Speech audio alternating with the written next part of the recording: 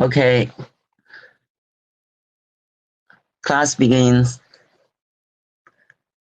Last time we have learned the network architecture.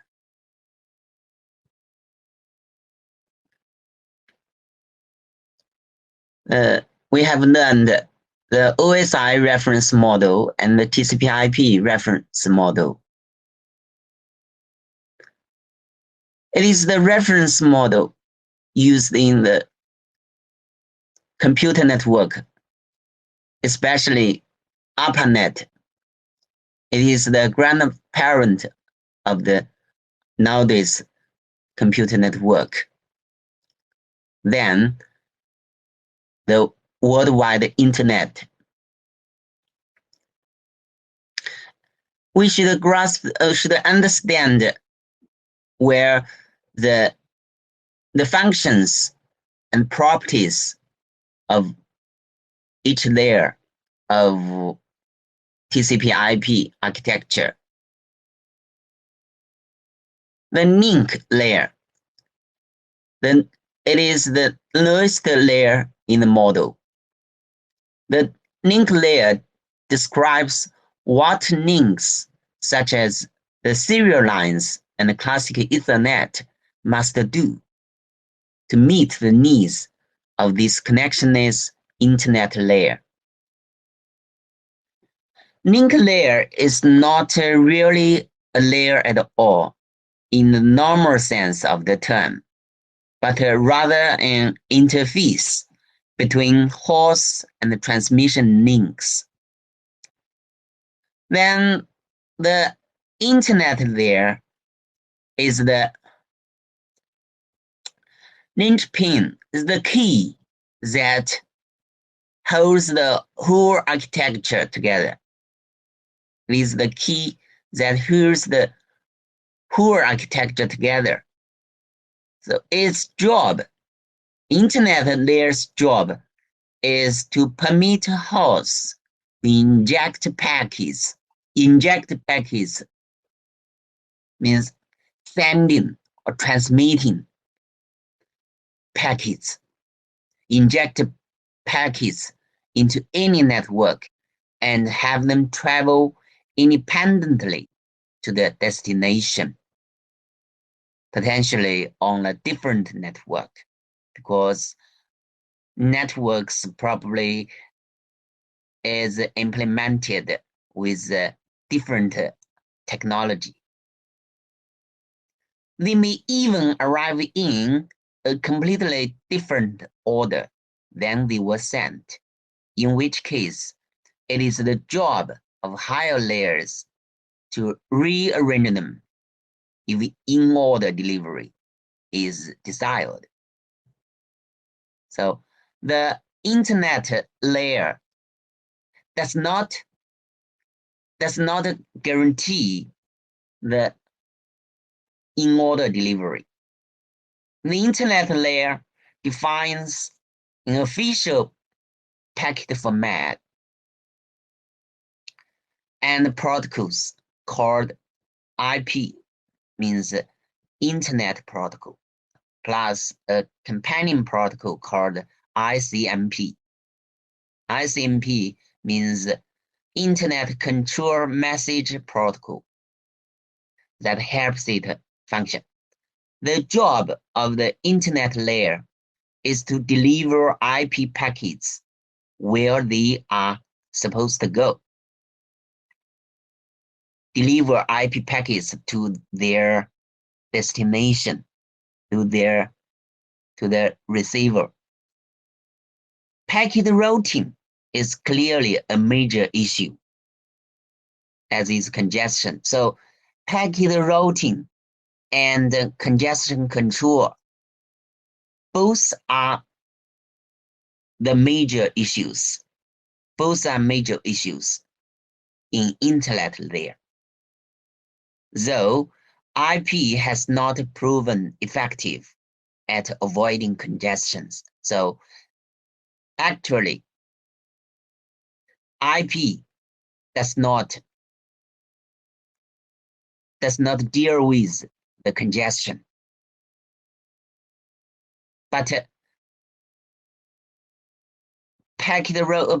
congestion control also is a major issue in the internet, because congestion occurs in the middle of the network.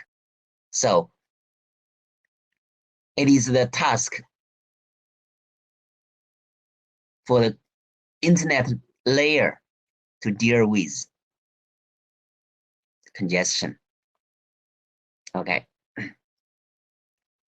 This figure shows a corresponding roughly to OSI network layer. In the TCP/IP architecture, sessions, presentation, and the physical layer does not present.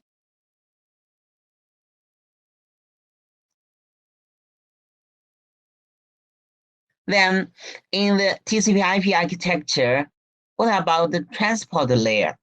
Transport layer is a real end-to-end layer.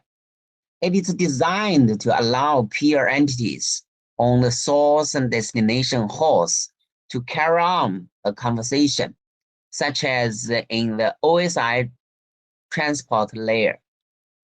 Two end-to-end transport protocols have been defined here.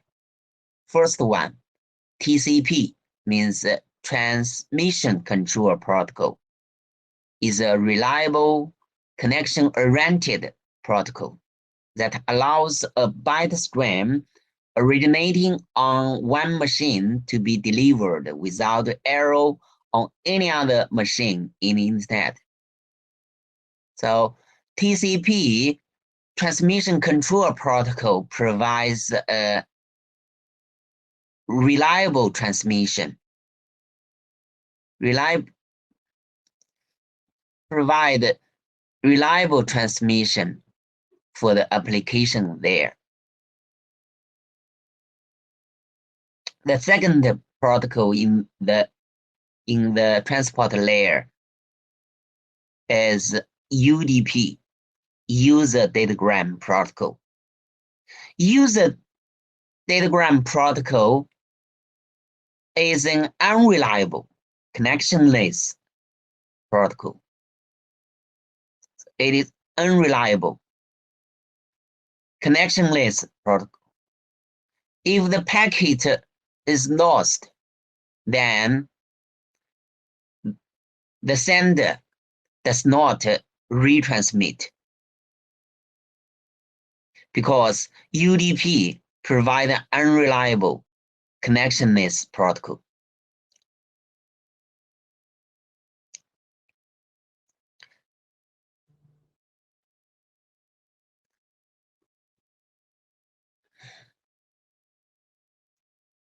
What application needs UDP?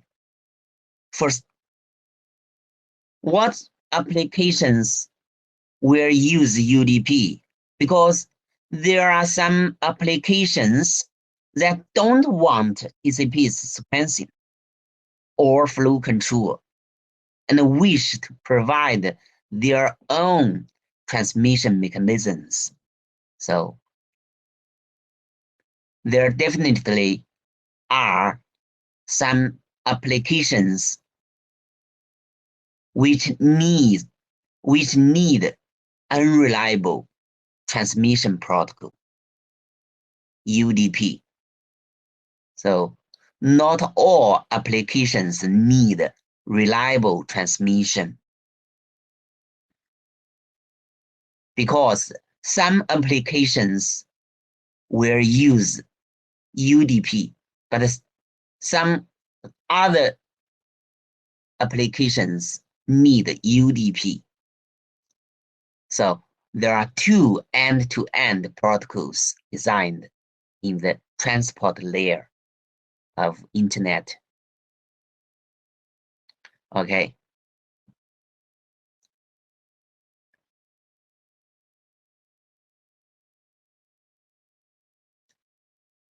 The relation of TCP, UDP, and TCP and UDP is shown in this figure.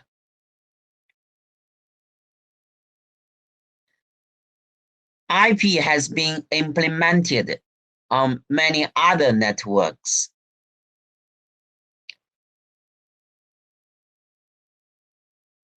In this architecture,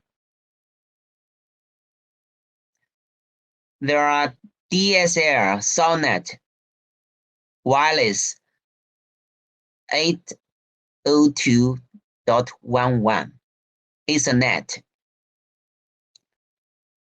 in link layer.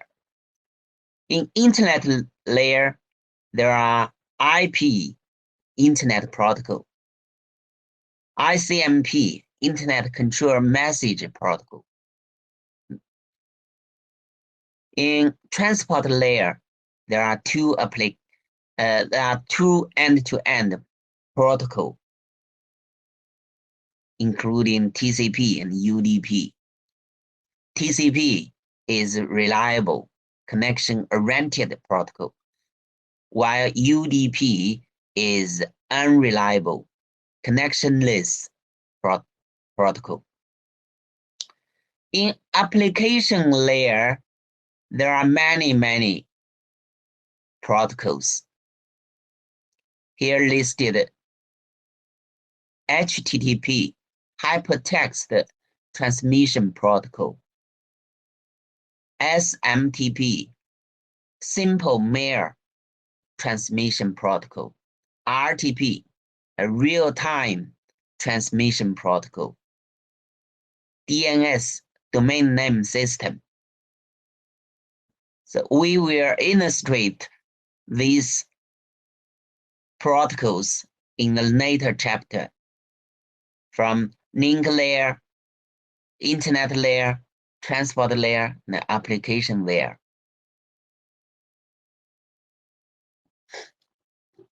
Now, the topmost layer is application layer.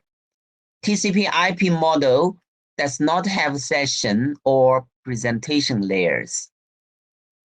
Experience with OSI model has proven this view correct. Which view?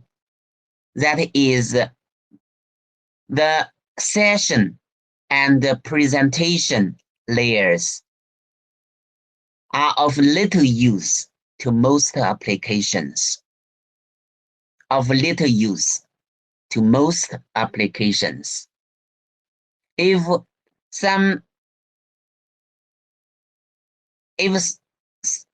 applications need session control or presentation mechanisms, then this application can implement its own session and presentation layers. It is not a problem. On top of the transport layer is the application layer. Okay.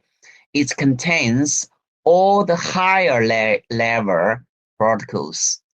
The early ones included these protocols, such as virtual terminal, Telnet, file transfer protocol, FTP, and electronic mail,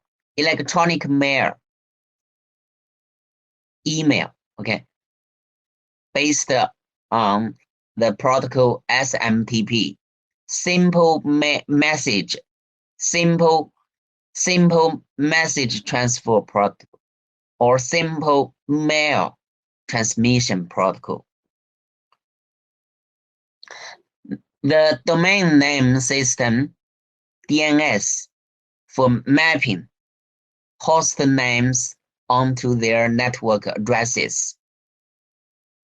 Domain name system is used to map host name onto the IP address.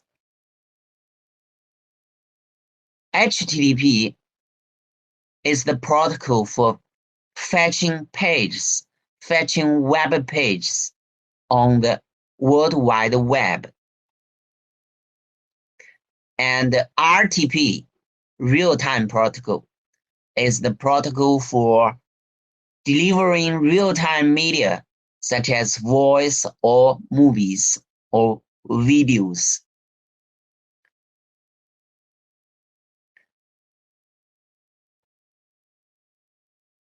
Now, the Tencent online class is a typical RTP application because the voice or video are transmitted with RTP protocol.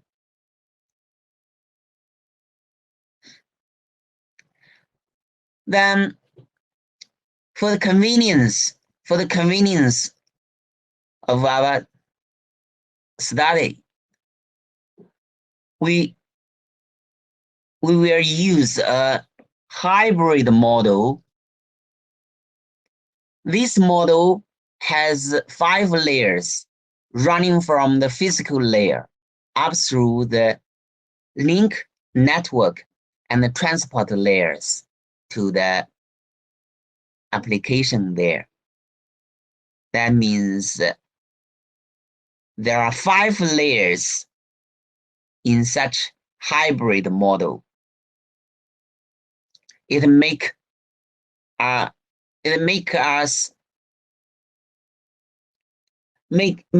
study of computer network very easily.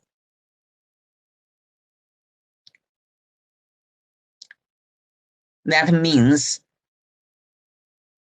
there are physical and link layers, which are corresponding to the link layer. So we will introduce the functions or the properties of each layer of this hybrid model. The physical model, the physical layer specifies how to transmit bits across different kinds of media as electrical signals.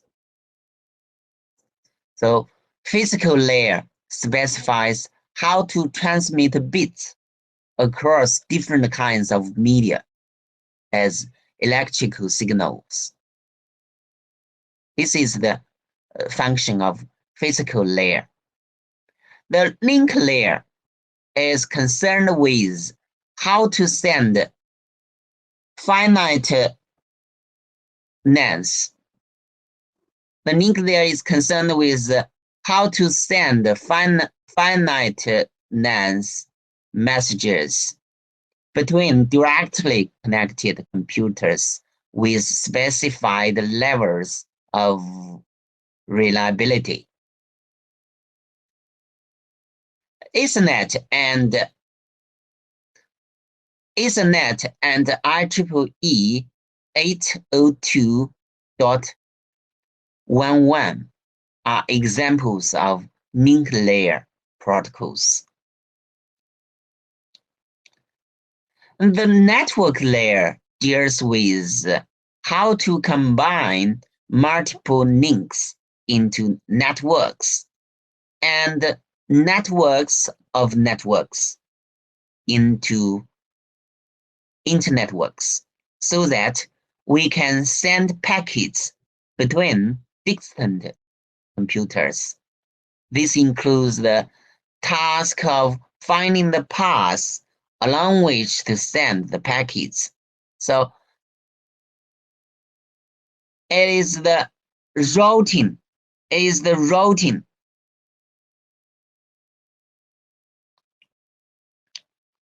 That is the function. That is the major function of network layer. Because network layer includes the task of finding the path. Finding the path that is routing. That is routing. Finding the path means routing. Okay. With to send the packets. IP is the main example protocol we will study for this layer.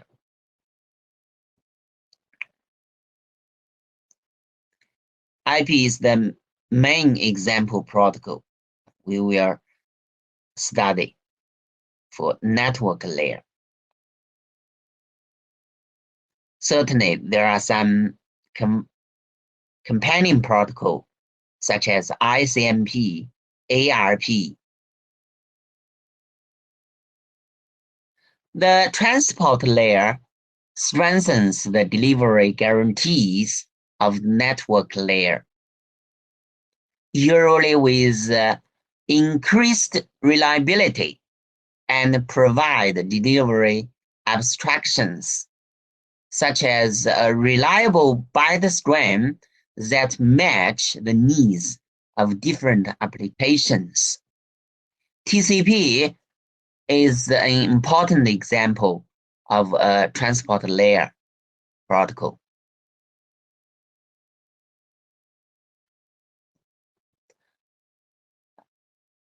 The UDP is also an example of transport layer protocol. So in the internet layer, there are TCP and UDP. Finally, the application layer contains programs that make use of the network. Many, but not all, networked applications have their interface, have user interface, such as a web browser. Network applications have user interfaces. What is user interface? User interface typically means window. Use window during the Windows system or Mac system. We use the application, use the program with the window. So the window is a kind of user interface. So many, but not all, networked applications have window, have application window in operating system. Okay.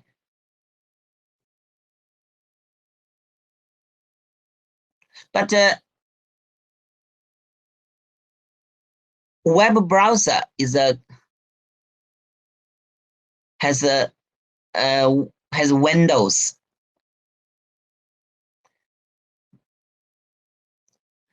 Our concern, however, is with the portion of the program that uses network.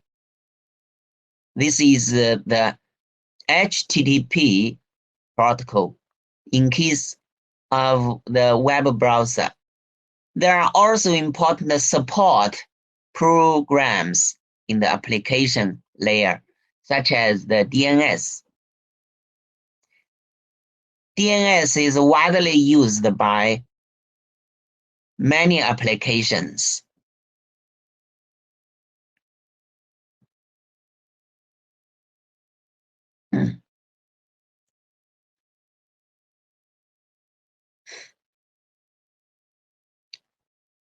Now, we will talk about a comparison of the OSI and TCP/IP reference model. The OSI and the TCP/IP reference model have much in common.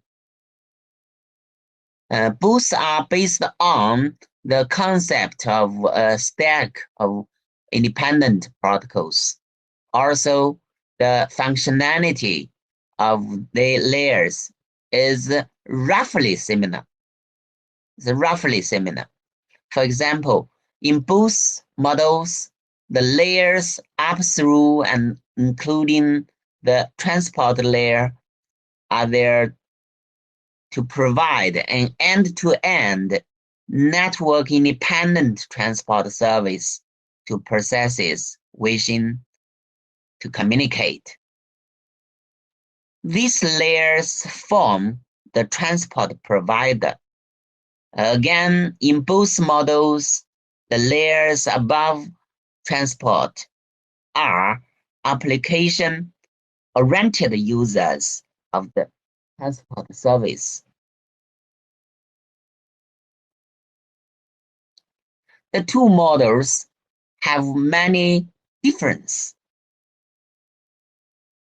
Just now we have talked about the common point. Now then what about the difference? We have many differences. Probably the biggest contribution of the OSI model is that it makes the distinction between these three concepts explicit. The three concepts include services, interfaces, protocols. Each layer performs some services for the layer above it. Now, what is the definition? What is the definition of these three concepts? The service definition tells what the layer does and not how entity above it access it, or how the layer works. It defines the layer's semantics. A layer's interface tells the processes above it how to access it. It specifies what the parameters are and what results to expect. It too says nothing about how the layer works inside. So the interfaces tells the processes above it how to access it. Finally, the peer protocols. The peer protocols used in the layer are the layer's own business. It can use any protocols it wants to, as long as it gets the job done. The job is to provide the offered services.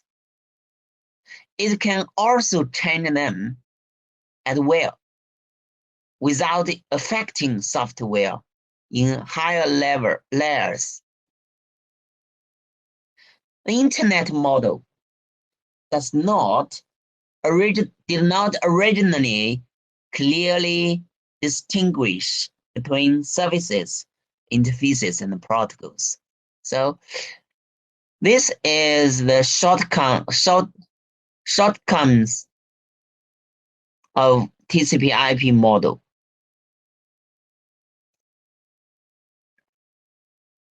So TCP/IP model does not have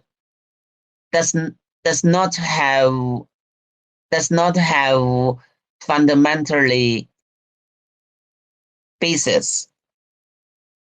Does not have fundamentally theoretical basis.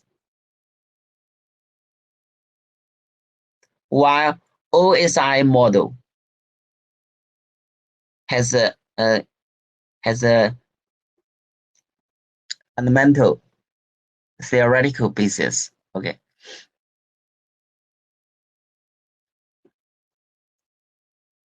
Here is a critique of OSI model and protocols.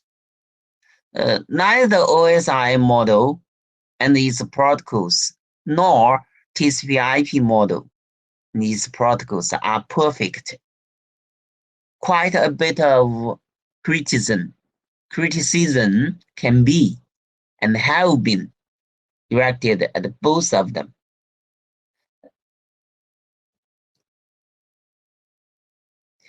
Nowadays, TCP/IP model is widely used, especially in Internet. But it is not the OSI model, because of OSI model was produced with bad timing, bad technology, bad implementation, bad politics.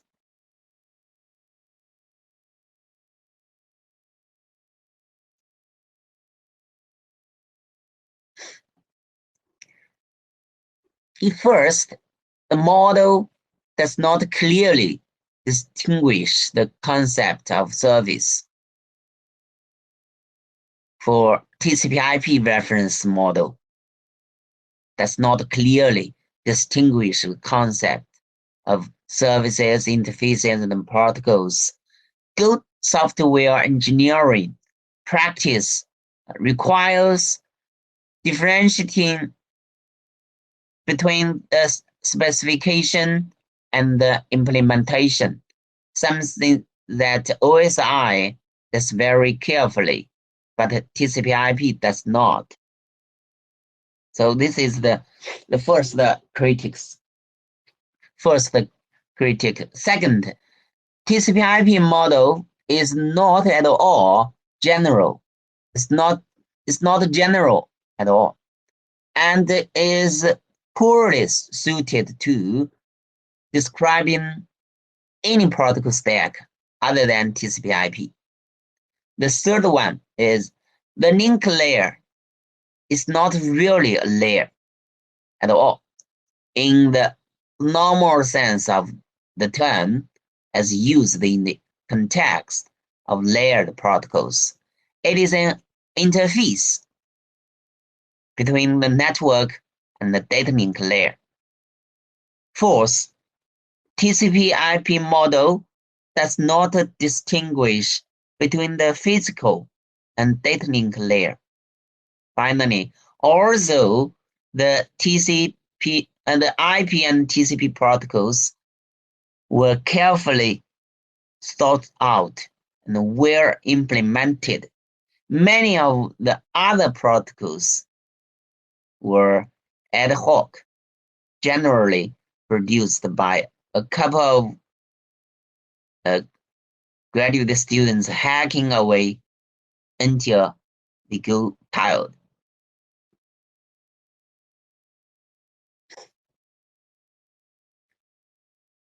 Then we will introduce some example networks.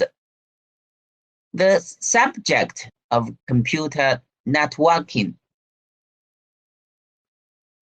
covers many different kinds of networks, large and small, well-known and less well-known. We will look at some examples to get an idea of the variety one finds in the area of computer networking, including the Internet, the mobile phone network, IEEE 802.11, RFID, radio frequency identity, RFID, and sensor networks.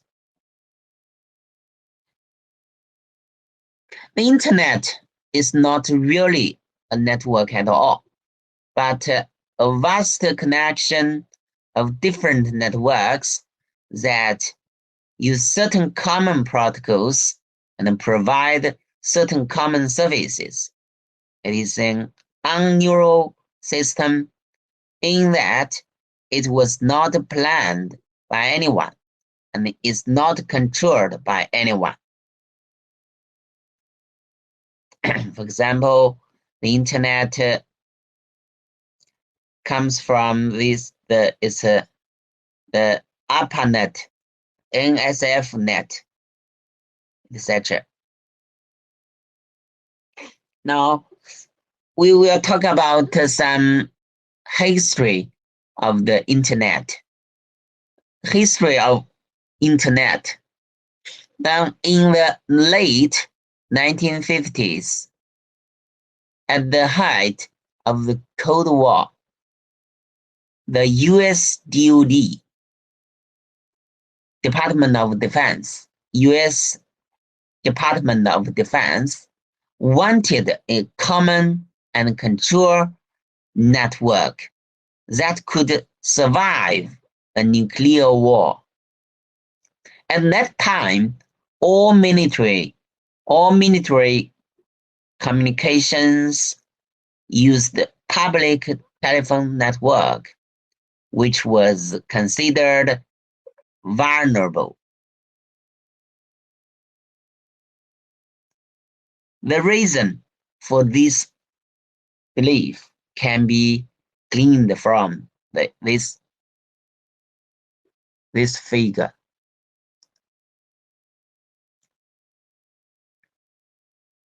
Around 1960, the US Department of Defense awarded a contract to the RAND Corporation to find a solution. One of its employees, Paul Baran, came up with the highly distributed and fault-tolerant design of the figure B, the right one, figure B. Which one is better than the figure B? Is a highly distributed and fault-tolerant. Since the paths between any two switching offices were now much longer than analog signals could travel without distortion, Baran proposed using digital packet switching technology.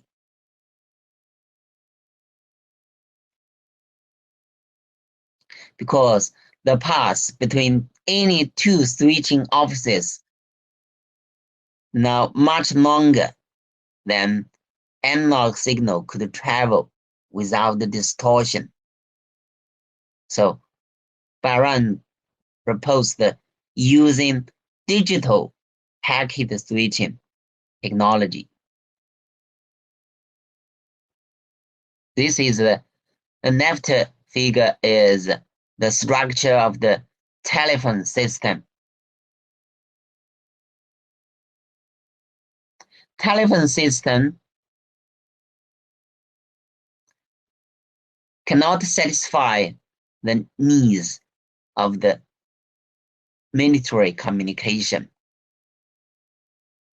because there are some key nodes in this topology. But then in the right one, there is no key nodes. It is a completely distributed fault-tolerant design.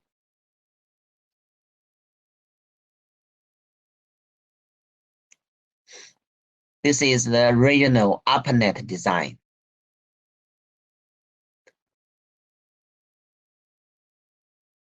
Host. This is the square means host. Use host IMP protocol.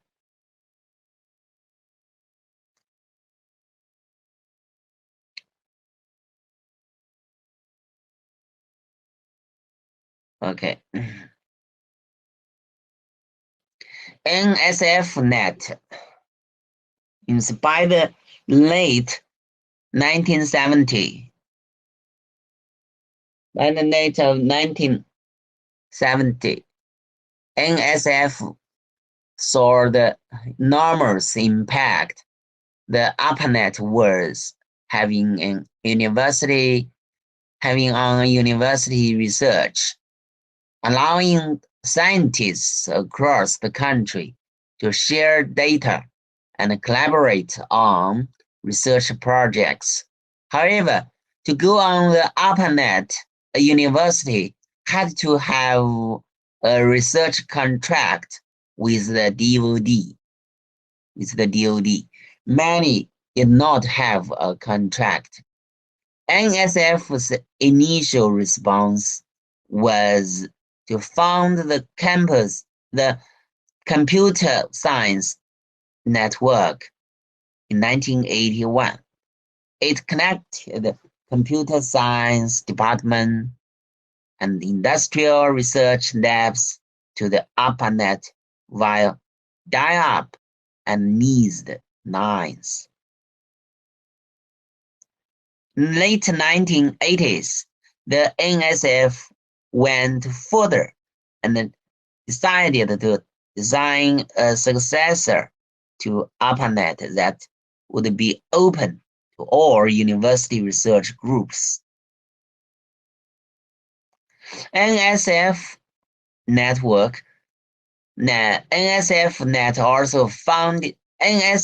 also founded some regional networks that connected to the backbone to allow users at thousands of universities, research labs, libraries, and museums to access any of the supercomputers and to communicate with one another.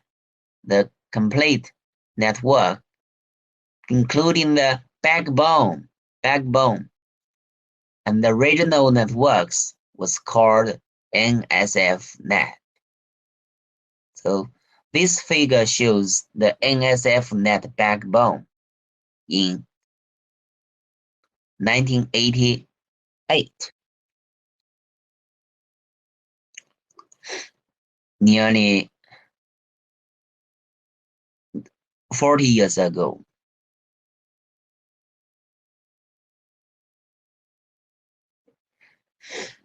To join the internet, the computer is connected to an internet service provider or simply ISP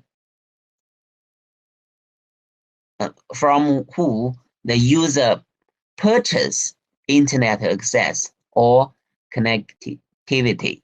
This lets the computer exchange packets with all of the other accessible hosts on the internet.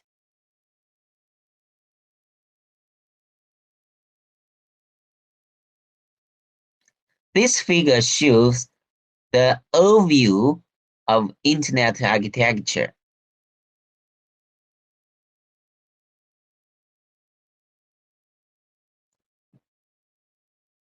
Okay, let's have a rest for 10 minutes. Let's have a rest for 10 minutes. Please keep connection. Next section, I will check the attendance. I will check the attendance record. So please keep connection.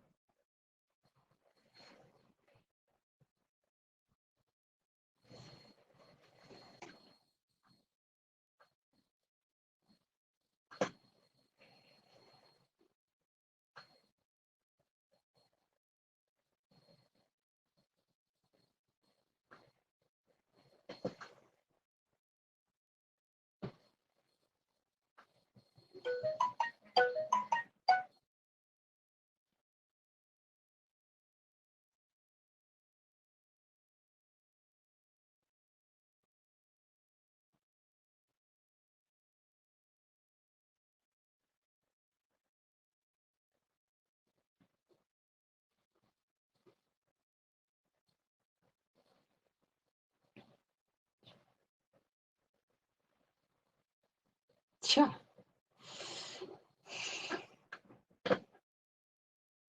ये सुना है।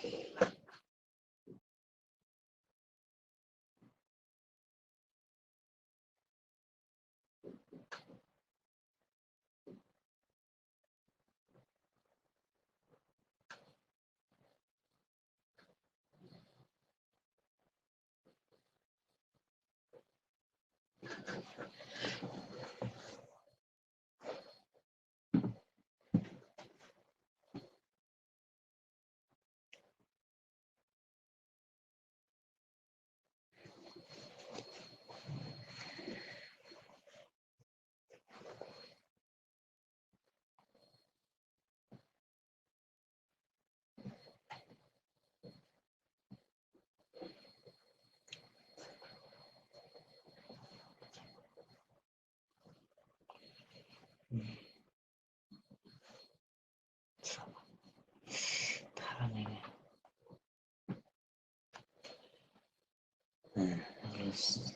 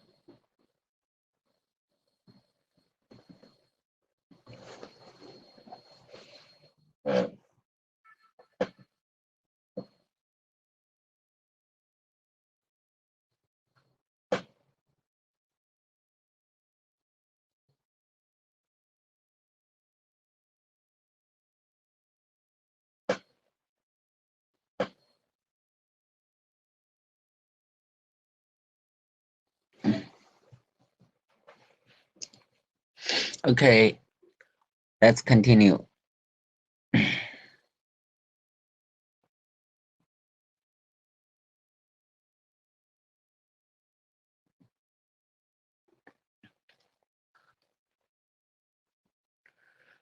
Now, about the third generation mobile phone networks. It has more than 4 billion subscribers worldwide. To put this number in perspective, it's roughly 60% of the world's population, and more than the number of the internet hosts and fixed telephone lines combined. The architecture of the mobile phone network has changed greatly over the past 40 years, along with its tremendous growth.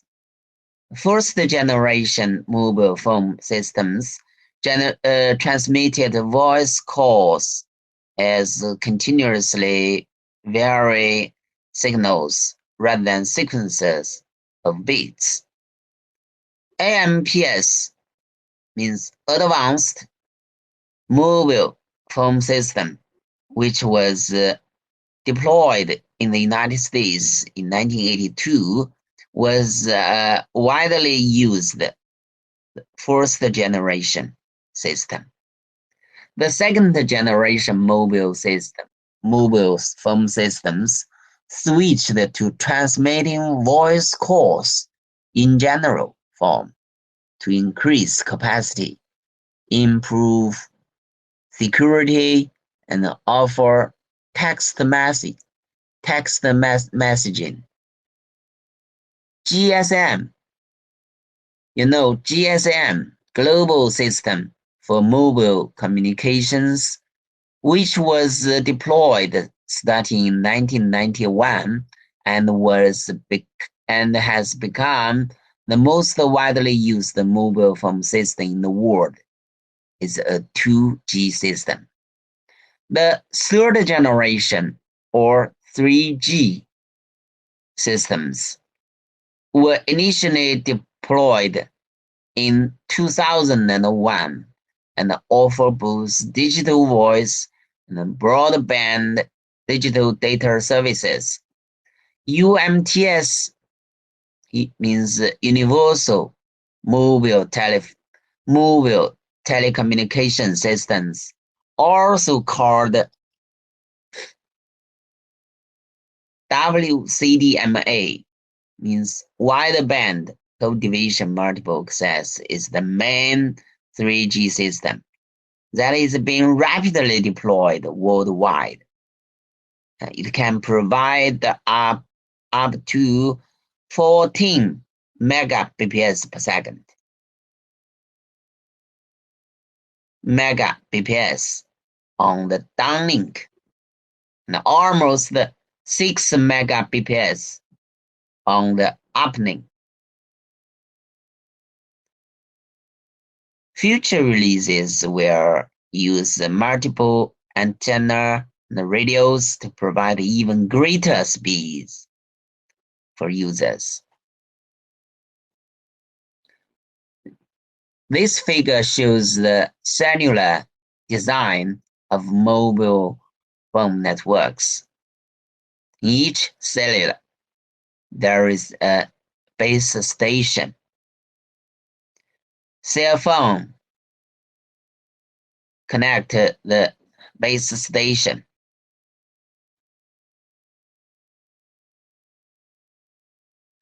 The architecture of the mobile phone network is very different than that of the internet. It has several parts as shown. The several parts as shown in the simplified version of UMTS architecture. Okay, we will not introduce in detail. Another difference is between mobile phone systems and the traditional internet is mobility. When a user moves out of the range of one cellular base station and into the range of another one, the flow of data must be rerouted from the old to the new cell base station. This is mobile, right? This technique is known as handover or handoff, handover or handoff, or mobile, illustrated in the figure A. The B, for example, the mobile user connects to the house, connects to this point with the left base station, but at this location, probably it is more near to the right base station. So connect to the right base station and go through the left base station, then to this point. So there is a key technique named handover or handoff.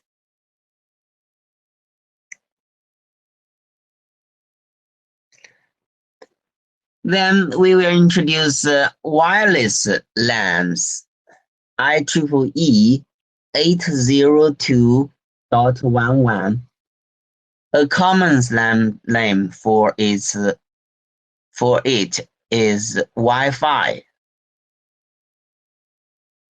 Wi-Fi is a common slang name for wireless LANs. But it is an important standard and deserves respect. So we will call it by its proper name,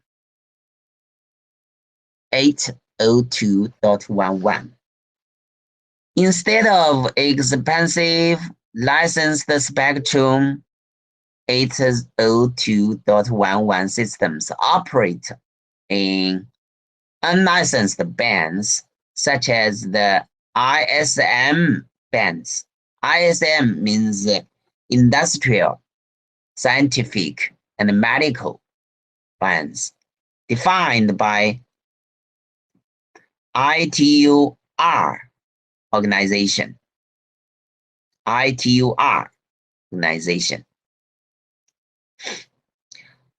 802.11 802.11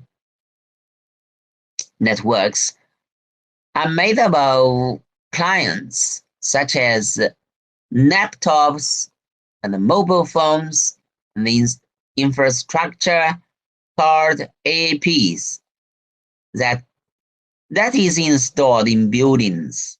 Access points are sometimes called base stations. The access points connect to the wired network, and all communication between clients goes through an access point. It is also possible for clients that are in radio range to talk directly, such as two computers in the office without an access point. This arrangement is called ad hoc network. So it's also possible for clients that are in radio range to talk directly without access point. Without the access point.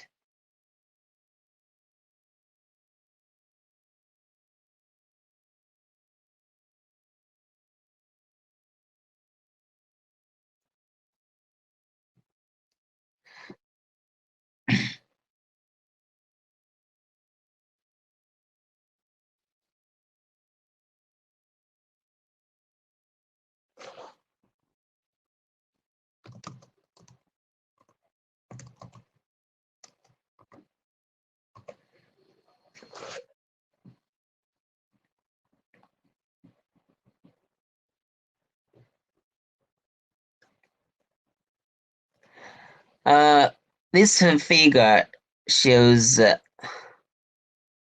wireless network with an access point or ad hoc network without access points.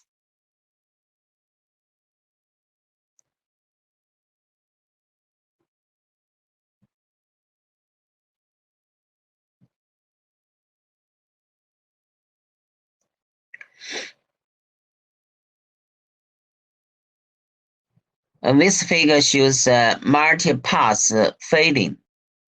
Multi-pass fading. This is some basic characteristics of the physical channel. The basic characteristics of the physical channel. Since wireless is inherently a broadcast medium, 802.11 radios also have to deal with the problem that multiple transmissions that are sent at the same time will collide, which may interfere with the reception.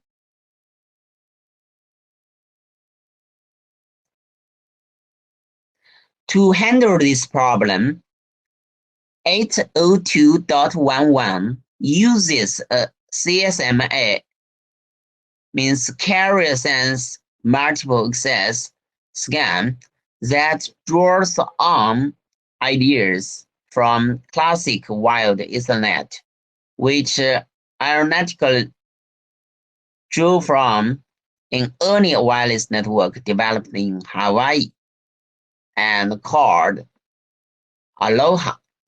Aloha, Hawaii, Hawaii network based on Aloha protocol. Another problem is that mobility. If a mobile client is moved away from the access point, is using and into the range of a different access point, some way of handing it off is needed. So handing off mechanism is needed for the wireless network. Finally, there is the problem of security, because wireless channel is an inherent broadcast channel. There is a problem of security. This figure shows the range of a single radio may not cover the entire system, because there is the ratios of the communication for a wireless machine.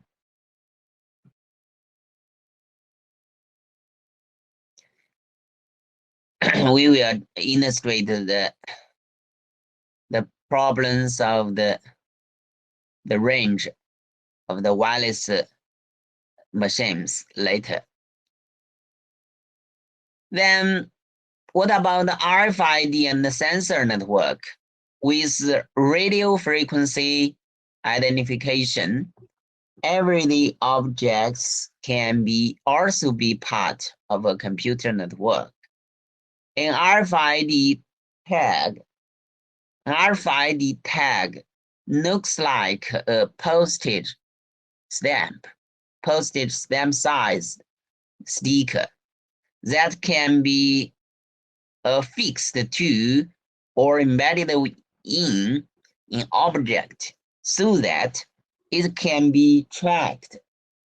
The object might be a cow, a passport, a book, or a shipping pallet. So RFID is widely used in these fields. Okay, The tag consists of a small microchip with a unique identifier and antenna that receives radio transmission. RFID radars installed at tracking points find tags when they come into range, interrogate them for their information, as shown this figure. This figure shows the RFID used to some everyday objects, card, passport, books, etc. Sensor networks are deployed major deployed to monitor aspects of physical world. So far, they have mostly been used for scientific experimentation, such as monitoring bird habitats, volcanic activity, and zebra migration. But business applications, including healthcare monitoring equipment for vibration and tracking of frozen, refrigerated, or otherwise perishable goods, cannot be too far behind. RFID network usually based on ad hoc, using multiple hop topology. About network standardization.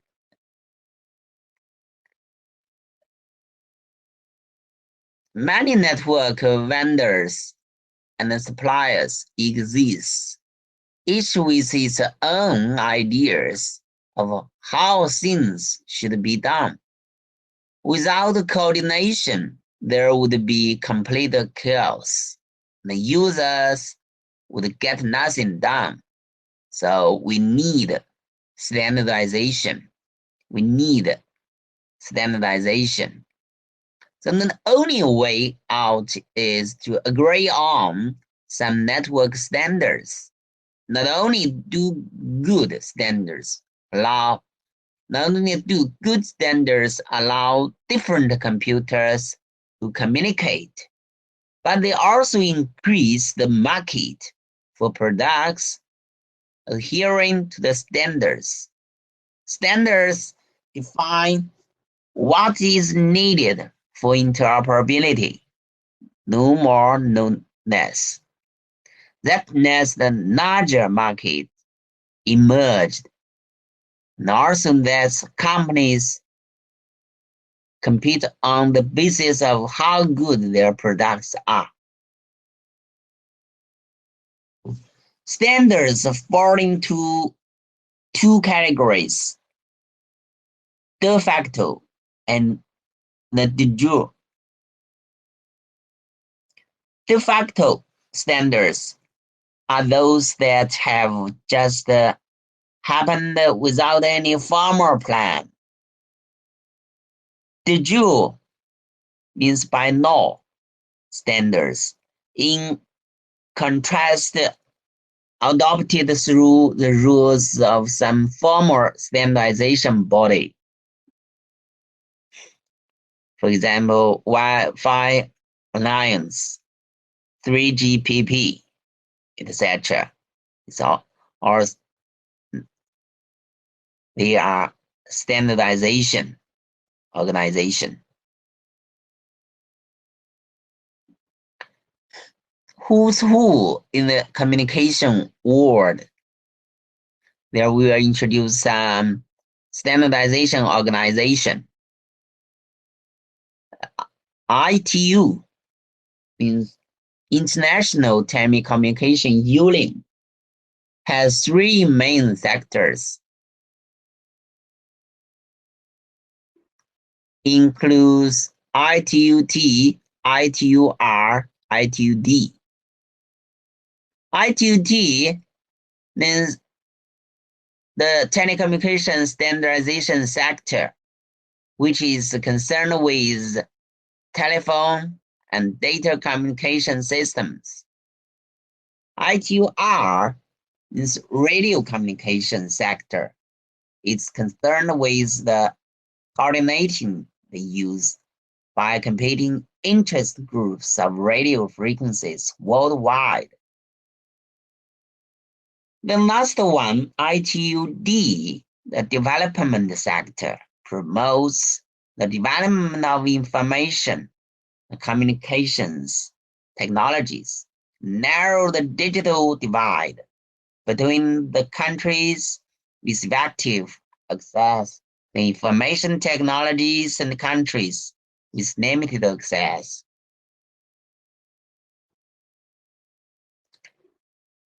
International standards are produced and published by ISO. ISO means International Standards Organization.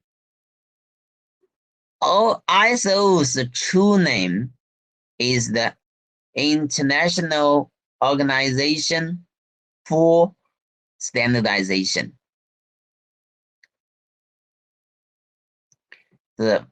Founded in 1946. Its members are the National Standards Organization of the 157 member countries. These members include NSI, BSI, NNOR, DIN, and others. Another major player in the standards world is IEEE. IEEE means Institute of Electrical and Electronics Engineers, the largest professional organization in the world. In addition to publishing scores of journals, running hundreds of conferences each year, IEEE has a standardization group that develops standards in the area of electrical engineering and computing.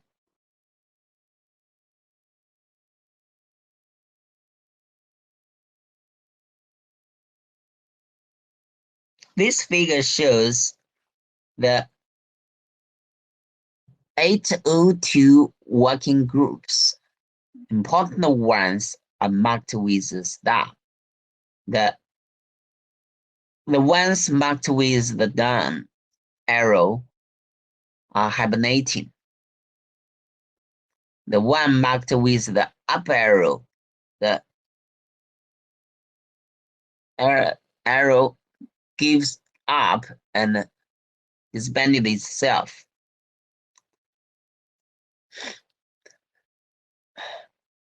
ITUT and ISO meetings are populated by corporate officials and government civil servants for whom standardization is their job.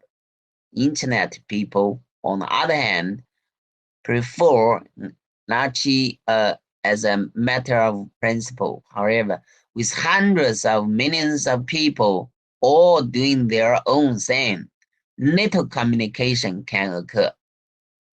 Thus, standards, however regrettable, are sometimes needed. So when the ARPANET was set up, DoD, Department of Defense, US, created an informal committee to oversee it. In 1983, the committee was renamed the IAB. RRTF and RETF are the two task force of the Internet Activity Board. So IAB includes two main departments, IRTF and IETF. Later, the Internet Society was created, populated by people interested in Internet.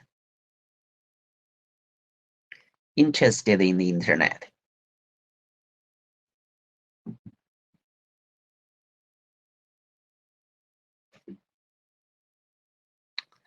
Now, we have introduced the organization of standardization. Then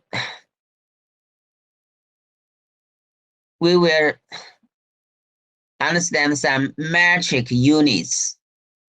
Metric for network performance units.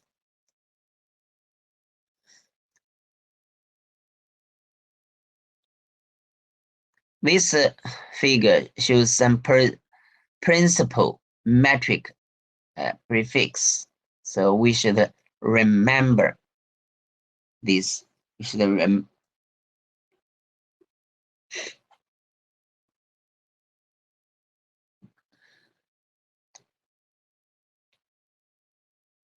kilo, mega, giga, tera, beta, extra,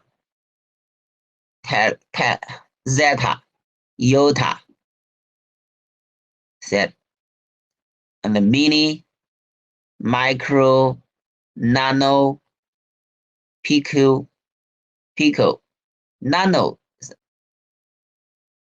the 10 with the power of minus the 9. Femto, atto, zepto, yocto.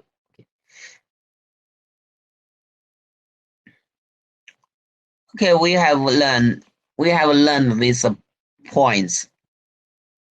Uses of computer network hardware, network software. Reference model includes OSI reference model and TCP/IP architecture. We have learned some example networks include 3G mobile network, RFID, and other networks. Then network standardization include ISO, Internet Standardization Organization, and ITU, and Internet Society. Then we should memorize some metric unit.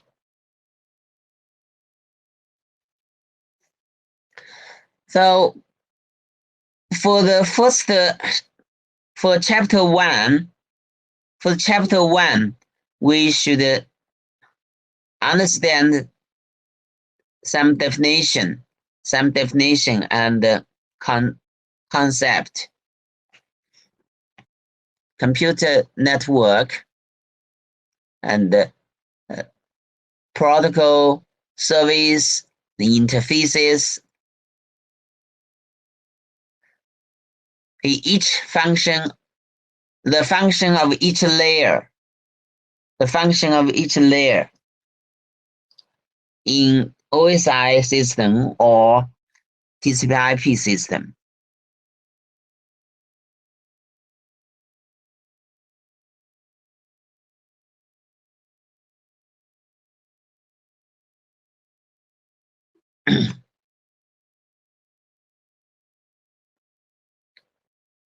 So we'll review some computer network are connections of autonomous computers, the Internet. Autonomous computers. The distinction between computer network and a distributed system lies with software, especially operating system, rather than hardware.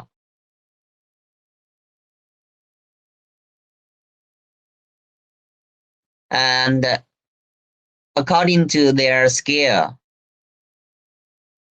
there are personal area network, local area network, metropolitan area network, wide area network, and the internet. The classified by scale.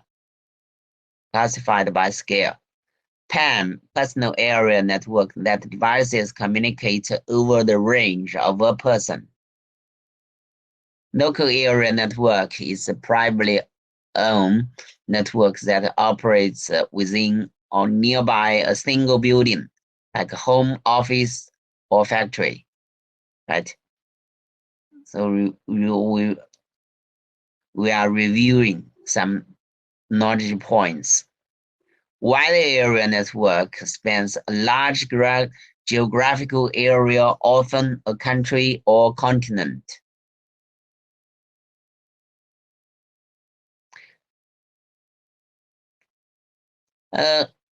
About the protocol hierarchy.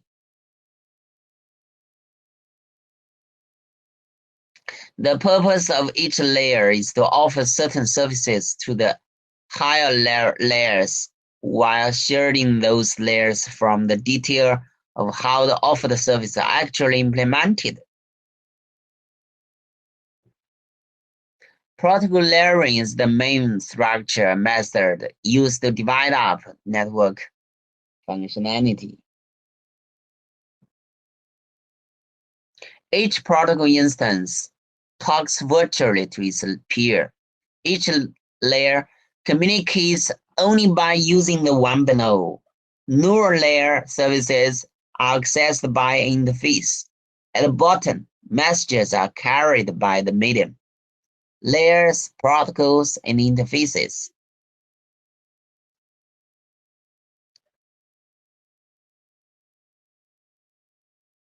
A set of layer and protocols is called a network architecture.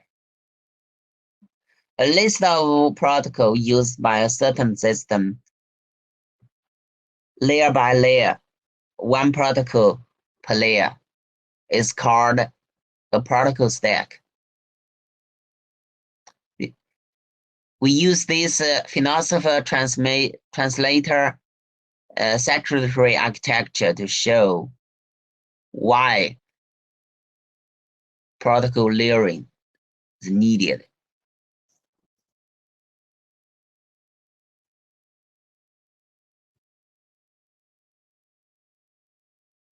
And we have learned connection-oriented services provided by network. Connection-oriented service is modeled after the telephone system. Connectionless services is modeled after the postal systems.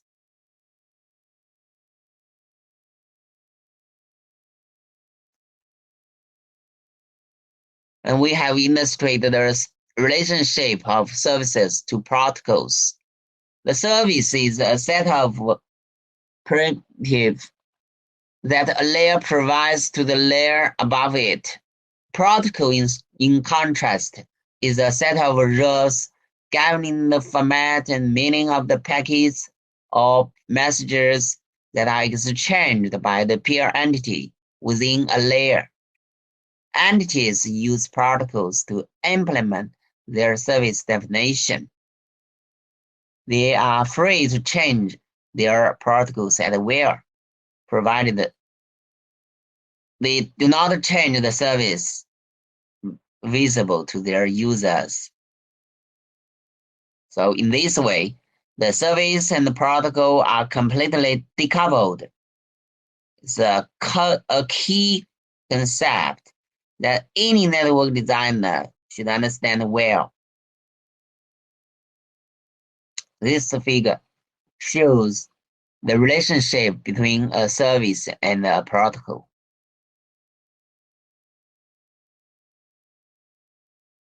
Okay, we have learned the OSI reference model,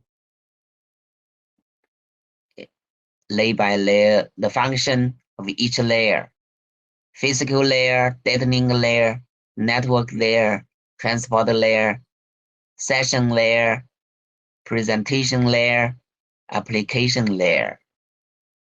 Then we have learned TCP/IP reference model, including 4 layers. The lowest layer is the link layer. Then the internet layer, transport layer, the application layer. The roughly corresponding TCP/IP corresponds roughly to OSI network. OSI architecture. Okay.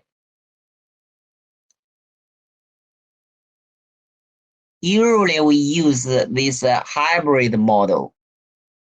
Hybrid model has 5 layers running from the physical layer up through the application layer.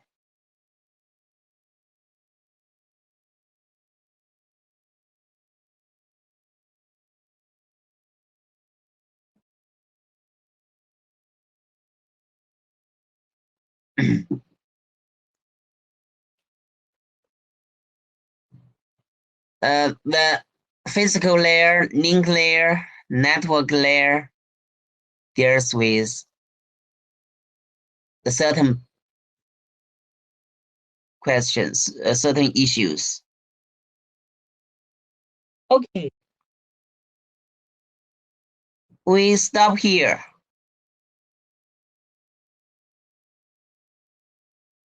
Okay, we stop here.